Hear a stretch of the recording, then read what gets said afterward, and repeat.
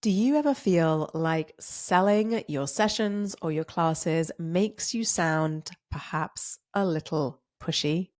Like maybe you're forcing people into something even when you know it might change their life? Well, in today's episode, I'm going to flip fear on its head when it comes to selling because sales does not have to be slimy or uncomfortable. In fact, when you do it right, it actually won't feel like selling at all.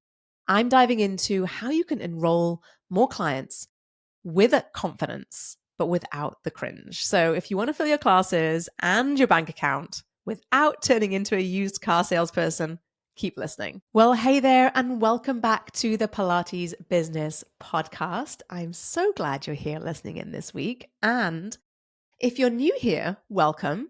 Around here, this is the place where we talk about growing your studio in a way that actually feels aligned with you and why you started in the first place. Usually that has something to do with helping people move better, feel better, and live better.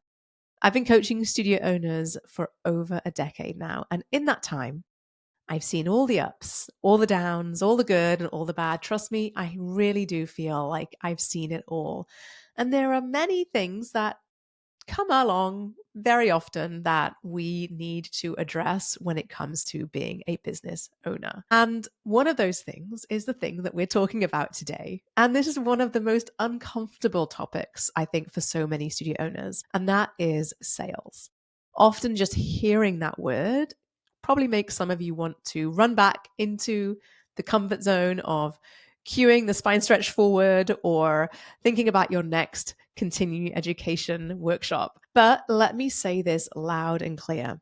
And truly, I want you to really hear this because if you're running a business, you are already in sales. And if you're avoiding sales, then the chances are you're also missing out on revenue. You're also missing out on retention, and you're likely missing out on long-term growth. The reality, sales isn't about being pushy. It's not about forcing people. It's not about coercion or manipulating them. It's actually about guiding them to a decision that's good for them. It's not about pressure. It's actually about clarity and confidence and connection. So maybe it's time to rewire your brain around sales because when we finally get this, truly, it changes so much in your business. And most of what we talk about inside of my Marketing Intensive and Thrive program is essentially designed to support your sales process, these conversations that you have before the sale, after the sale, during the sale, to help make sure that you are maximizing revenue in your business. You're optimizing your business for revenue growth. So I want to share with you some of the things that I often see folks struggle with when it comes to sales. So number one, the real problem I see often is that you think of selling like a transaction. And you think of the sales as this one single point, the most stressful moment, a sales conversation or a sales consult. Maybe even perhaps you're trying to perhaps make it this perfect scripted scenario. And there's all this pressure perhaps to say the perfect thing, to have the perfect pricing. And so no wonder it feels really, really awkward because I think often we think of this sales period of time, I would like to call it a period of time, like a moment, but actually it is a process. Because selling doesn't start at the end of that intro offer or at the beginning of the intro offer. It starts when the second they find out about you, they hear about you, they learn about you. Every Instagram post, every front desk conversation, even the way your website is written is all part of your sales process. And this is one of the first things that we dive into inside of Thrive, because if your marketing and your messaging and your client journey are not aligned, it will 100% feel really hard to make a strong sale. So if your sales weren't a moment, if your selling point wasn't a moment, this intense moment of a win or a lose or a pass or a fail, but perhaps an ongoing relationship that you're building, like maybe when you start to see your clients begin to get stronger, right? Like you start to see the full breadth of the entire experience that your clients have, selling actually becomes way more natural because you remove that pressure and it's not about that one transaction. So you're guiding folks forward instead of simply convincing them. Okay. The next challenge I see many studio owners making is that they are focused on convincing instead of on connecting. And I think this is one of the biggest mistakes I see throughout the marketing efforts of studio owners. And that is trying to sell the class instead of the impact, the change, the results, the outcomes, the transformation. So I see it all the time. Studios promoting, say, small group classes or expert instructors. And don't get me wrong, these absolutely matter. But clients don't stay because of your reformer brand. They stay because of how they feel after a month of working with you. So that knee pain they didn't think could ever go away is gone, or their confidence to do a big trip that they never thought they could do where there's hiking and traveling and movement, they can do that again. And that's really what they're buying from you. And that's what we talk about a lot inside of my marketing intensive. It's where I help you to identify exactly what it is that you do for your clients, that transformation, that impact that you make. And we speak to that in our marketing efforts because once you learn how to truly articulate the value of what you have to offer, you stop sounding like just another studio, like you're offering just another Pilates class, and you start sounding like the answer to all of their problems, like the thing that they exactly need right now. So I want you to shift from trying to be impressive with the features of what you have to offer, and instead think about how you can be relevant, connecting to what your ideal clients already want. And if you can do that, then you're not selling at all. You're just simply informing them of what is possible. Now, the next one is a big one, especially if you're someone who perhaps shies away from even having a conversation at all around pricing or packaging or memberships or next steps. So if you're someone who sort of avoids that or finds that super uncomfortable, then this might be a bit of a game changer for you. Now, the problem is often, yes, we do not want to be pushy. So we often simply say nothing. We hand them maybe that pricing sheet, that little brochure with all of the options in there, all the many options that you're offering because you want to be available to everybody, right? And we smile and we say, "Hey, here you go. Here's what it looks like." And maybe then you turn and you walk to your next client, or they leave the studio with that brochure in hand that then gets shoved into the bottom of their purse, and then they drive out of the parking lot and they go to the grocery store, and then they get a call from their kids' school and they're gone. They're out. They may not ever reach back out again. And even when they find that crumpled brochure with your pricing list on it at the bottom of their purse, and you're left hoping that they will, because you've given them that beautiful brochure that you carefully designed with and poured so much time into thinking about the pricing.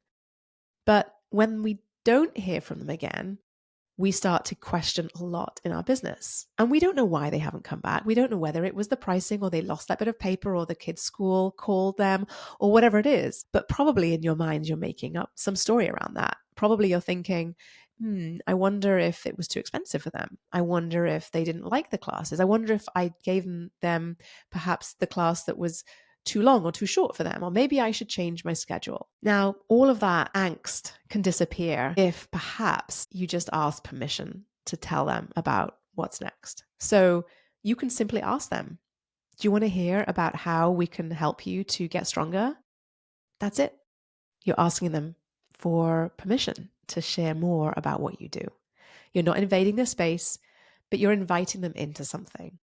Would you like to learn more about how our class is? Would you like to find out which teacher would be a great teacher for you to get started with? And this is something that can really shift the way that you even think about sales, but also shift the conversation that comes afterwards. So it goes from being this sort of awkward exchange to being a conversation and an opportunity for you to talk about the thing you love to do most with the people you love to do it with.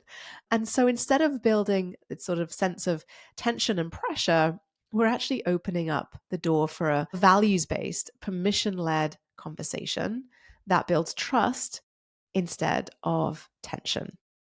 Inside Thrive, I give you a ton of different ways to do this. And the more opportunity and practice you get, the easier it gets.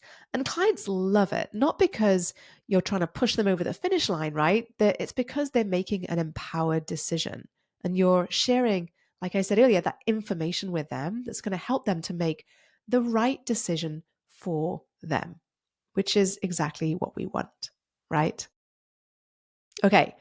The next thing I wanted to share with you is, and it's a deep breath for this one, because it is something that we are perhaps very unaware of in ourselves. And I think even those who feel like they're good at selling and have a really strong revenue number in their business and their business is thriving and growing, they can find this kind of stumbles too. And that is your energy and your confidence when you're in that conversation about next steps. And your energy might say something like, I know this is expensive and I hope you say yes. And if that's what your energy says, they will pick up on it. So this comes down to confidence. And when you're able to stand firmly in your, where you're at with sharing what you're about, and that comes from something deep inside of you. You will find that that is contagious, and people really pick up on confidence. So confidence is often a big factor when it comes to whether or not a client will buy from you. And it's important to have confidence in what you do, even when you're not at that point of sale. And so confidence doesn't start as soon as you switch turn the gear on to being in your sales role. It actually starts from the moment that you actually connect and interact with your clients. So we want to shift from saying, I hope you like this, or I hope you enjoyed yourself today, to saying, this was a great session. You did great. Here's what's next. And that confidence will get picked up on by your client. And that means truly that you can't fake it. Actually, you can't pretend. I do not believe that you can really long term or even at all. What really needs to happen if you're finding that you're perhaps not as confident as you'd like to be, it often comes down to being rooted in the value of what you're offering. And if you've never done the deep work to really articulate that and to get clear on that for yourself, then you might find that you always struggle in this area because it really starts with you believing in it. And inside of my marketing intensive, I help you to really reconnect with the impact that your work has on your clients' lives.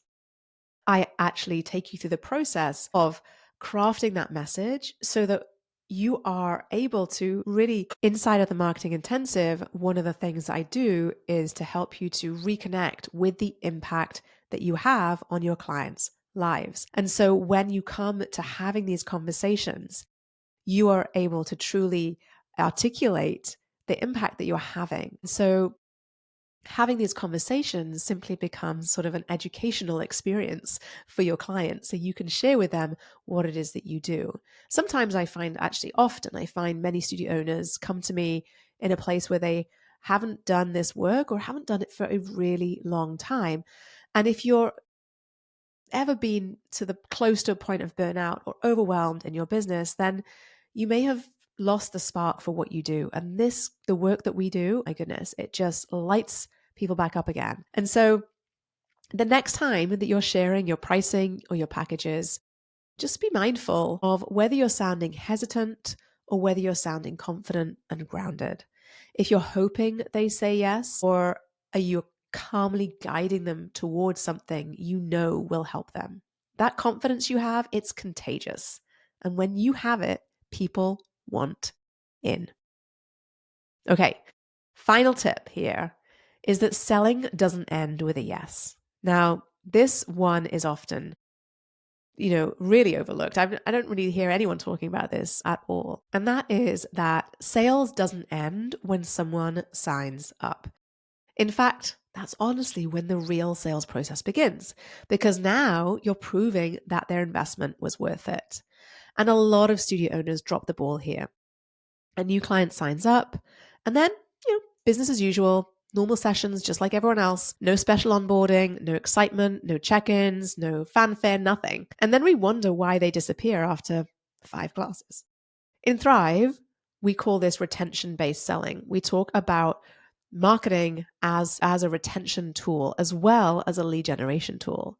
And I show you how to design that new client experience and that customer journey that not just creates a new client, but actually creates clients that stay for a long time, but also share their friends with you and bring referrals to you, facilitate you to grow beyond just your own marketing efforts. And the mindset shift here is that truly the easiest sale that you will ever make is to someone who's already said yes. And so instead of just hunting for new leads each month and hoping they'll show up or scrambling for those new clients, if you optimize your post-sale experience as well, that's how you can really build that long-term revenue, that consistent revenue growth, in fact, without constantly being in that scrambling for clients mode. So there you have it. I gave you a lot of insight in this session today, and I wanted to give you a quick recap before I close out. So I have to say, selling isn't about pressure, right? It's about opening up the door of possibility. It's not a one-time conversation. It's actually about ongoing connection. And when you shift from convincing people, right, or thinking it's about convincing people, actually, it's the mindset shift that's the big deal, to connecting and thinking about it as an opportunity to connect, so much changes. Because I think the biggest takeaway here for you is that your studio exists to solve problems for your clients. And selling is just that thing that happens between you actually being able to make that a reality. It's how you guide people into being able to access the solutions that you offer. So if this episode perhaps lit a bit of a fire underneath you for perhaps thinking about your very own sales process, and perhaps you're thinking, okay, maybe I need to rethink how I'm doing this, then I'd like to encourage you to consider joining my Thrive group coaching program. I'm going to share all the details in the link in the show notes, but this is truly the program that is going to help you to build a sales system that is going to feel completely aligned with how you want to build your business, how you want to work with your clients, and that actually works. You do not need to feel salesy at all, I promise. So if you're thinking about growing your business and you want to grow your business and you're not seeing the growth in your business, then Thrive truly is your next step. So I hope this is helpful to you. A quick episode this week on sales, something that I don't want to see you overlook. Okay, don't avoid it. And if you enjoyed this conversation, I would really be so appreciative if you could take a quick minute, go to wherever you're listening and rate and review the podcast. It would mean so much to me and would help to get this out there into our community and to more studio owners and friends of yours who can also feel just as encouraged and supported on their journey in our industry.